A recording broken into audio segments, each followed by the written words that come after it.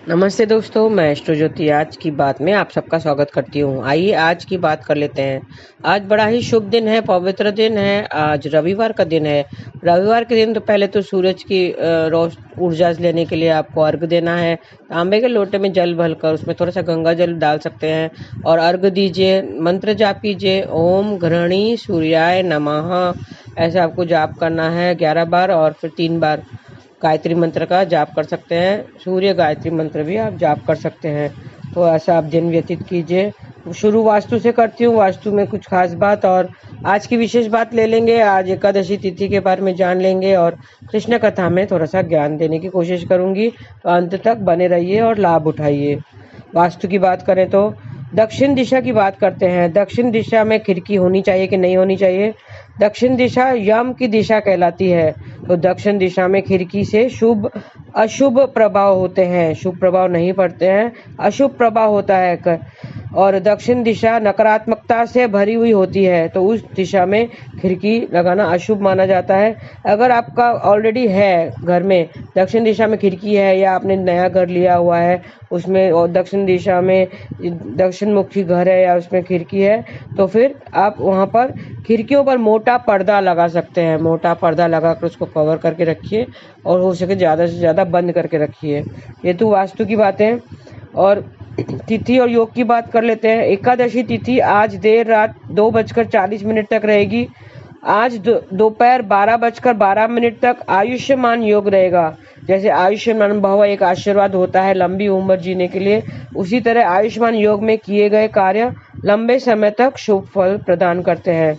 आज देर रात 1:40 तक रेवती नक्षत्र रहेगा।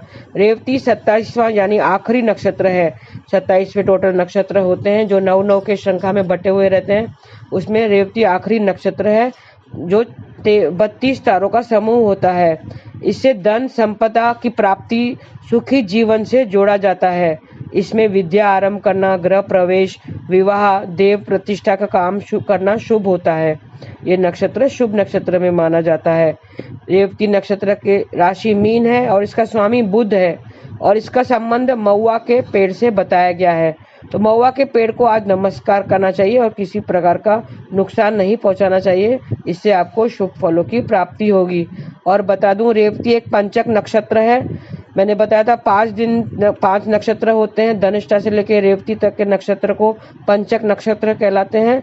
रेवती उसमें आखिरी नक्षत्र है। पंचक के दौरान घर में लकड़ी का काम, लकड़ी कटा करना, चारपाई बनाना, ये सब काम नहीं किया जाता है। और आज देर रात 1:40 तक पंचक का ध्यान रखना है, फिर उसके बाद आप कल से लकड़ी का काम कर सकते हैं। और आज की खास बात ले लेंगे। आज अचला एकादशी है। ज्येष्ठ कृष्ण पक्ष की एकादशी को अचला एकादशी कहते हैं। इससे भद्रकाली एकादशी के नाम से भी जाना जाता है और अपरा एकादशी भी कहते हैं। एकादशी पर भी विष्णु भगवान के निमित्त व्रत करने का विधान रहता है। अचला एकादशी का व्रत जीवन में खुशियों और वैभव दिलाता है। धन धान्य में भी वृद्धि होती है। आज विष्णु भगवान के विधि पूर्वक पूजा करनी चाहिए। घर की साफ सफाई और मन की स्वच्छता का भी ध्यान रखना चाहिए।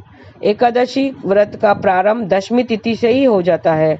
दशमी से भोजन और आचार विचार पर संयम रखा जाता है। एकादशी पर व्रत का संकल्प किया जाता है और पूजा की जाती है। उसमें आप उपाय कर सकते हैं। आज के दिन जीवन में उन्नति पाने के लिए जटा वाला नारियल लेकर लाल कलावा या मौली बांधें। श्री हरि का ध्यान करते हुए जल में बहा दें, तो ऐसे आपको उन्नति मिलेगी। और धन संपत्ति की बढ़ोतरी के लिए सफेद धागे में पीले फूल पिरोकर एक माला बनाएं और माला विष्णु भगवान को अर्पित करें। और जीवन में खुशियां लाने के लिए श्री विष्णु मंदिर में शहद की शीशी का दान करेंगे तो खुशियां आपको मिलेगी जीवन में। और भगवान के आगे घी का दीपक भी जलाना है और मंत्र जाप करना है। ओम नमो भगवते नारायणाय, ऐसे मंत्र 11 बार जाप कर। पीले रंग के कपड़े पहनकर विष्णु जी के केसर का तिलक लगाएं, सफलता सुनिश्चित मिलेगी। केसर का तिलक लगाएं। केसर के ना होने से आप हल्दी का तिलक भी लगा सकते हैं। अपने बच्चों के माथे पर भी तिलक लगाएं तो उनकी सफलता जरूर मिलेगी। अपने बच्चों को भी तिलक लगाएं। आज के दिन तुलसी के पौधे में जल अर्पित करें, माता पिता का सहयोग मिलेगा। माता पिता का सहयोग पाने के लिए तुलसी माता की भी पूजा करें और उसमें पौधे में जल अर्पित करें। तुलसी माता को हाथ जोड़कर प्रणाम करें।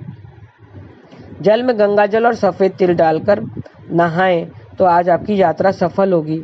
स्नान के बाद भगवान के आगे हाथ जोड़ें। पीले रंग का रुमाल या पीले कपड़ा अपने पास आज पूरा दिन रखें तो यात्रा में सफलता मिलेगी।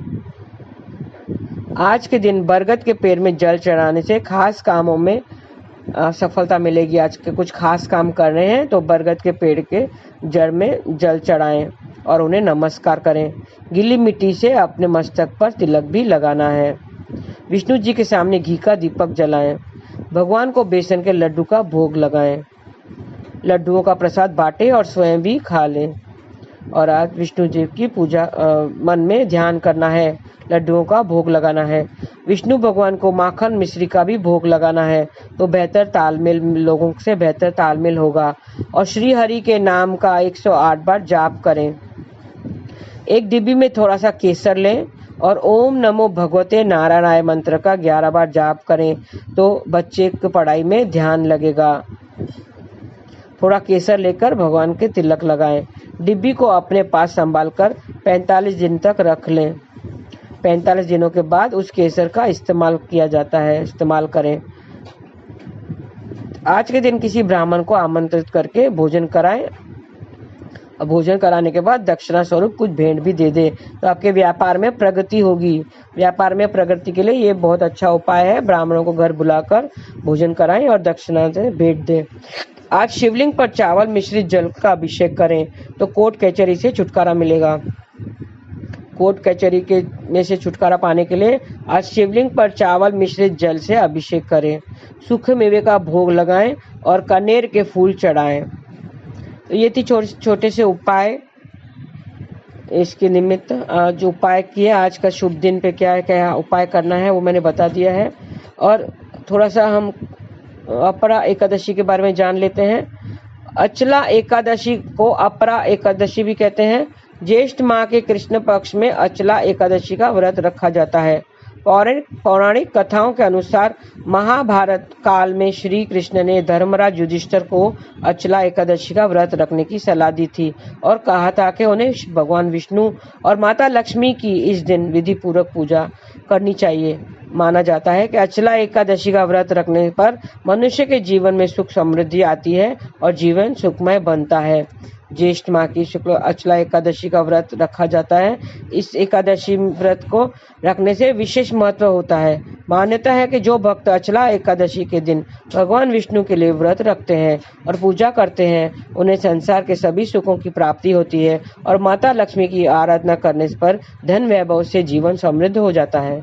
अचला एकादशी के दिन सुबह उठकर निवृत्त होकर स्नान आदि किया जाता है। गंगा जल स्नान के जल में डाल के आप स्नान कर सकते हैं। इसके पश्चात स्वच्छ वस्त्र धारण करके भक्त इस दिन भगवान विष्णु के प्रिय रंग यानी पीले रंग का वस्त्र पहने। ऐसे करना शुभ माना जाता है। इसके पश्चात भगवान विष्णु और माँ लक्ष्मी की पूजा के लिए मंदिर को साफ करते हैं।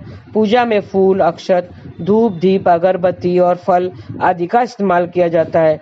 इसके बाद सच्चे मन के साथ माँ लक्ष्मी और भगवान विष्णु की आरती की जाती है। पूजा में अचला एकादशी व्रत कथा पढ़ते हैं। इसके बाद भोग लगाकर और प्रसाद का वितरण कर पूजा संपन्न की जाती है। तो ये थी पूरी विधि, मैंने बता दी एकादशी में क्या करना चाहिए। और आज के दिन ज़्यादा से ज़्यादा पूजा पाठ करें, नाम जाप करें। हरे कृष्णा कृष्ण कृष्ण हरे हरे, हरे राम राम राम हरे हरे, ऐसे पूरा दिन व्यतीत करें। और क्या नहीं करना है, किसी का बुरा नहीं बोलना है, किसी का मन नहीं दुखाना है, आज अपशब्द नहीं कहना है, किसी का दिल नहीं दुखाना है, सबका आदर सम्मान करें। और मांस मदिरा वगैरह ग्रहण नहीं करना है। आज चावल भी नहीं खाना है। आज हो सके तो आज आप जल पे या फल पे आप व्रत रख सकते हैं। आज अन्न ग्रहण नहीं करना है आज के दिन पे। और किसी को भी बुरा नहीं बोलना है, किसी के लिए आप गाली चुगली वगैरह नहीं निकालनी है मुंह से। और अपना मन शुद्ध रखें और पूरा टाइम भक्ति भाव से रहें, आज का दिन व्यतीत करें।